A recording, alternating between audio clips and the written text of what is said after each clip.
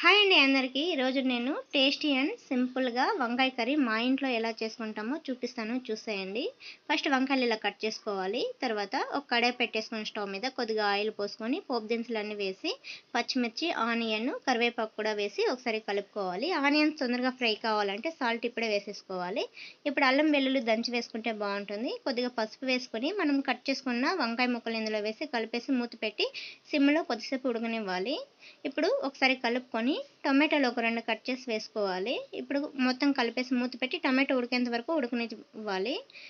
ఇప్పుడు కారం తగినంత వేసుకొని ధనియా పౌడర్ కొంచెం చికెన్ మసాలా, కొంచెం గరం మసాలా వేసుకొని కొద్దిగా వాటర్ పోసి మాత్రం వాటర్ పోసుకొని మూత పెట్టి కొద్దిసేపు ఉడకనివ్వాలి. మధ్య మధ్యలో కలుపుతూ ఉండాలి, లేకపోతే అడుగు పట్టే ఛాన్స్ ఉంటుంది.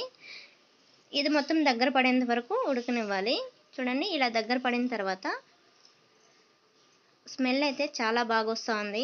ఇప్పుడు కొత్తిమీర చల్లేసుకొని ఒకసారి కలుపుకొని స్టవ్ ఆపేస్తే అయిపోయిందండి కర్రీ. ఇదైతే వేడి వేడి రాగి ముద్దలకైతే చాలా బాగుంటుంది. తప్పకుండా ట్రై చేయండి.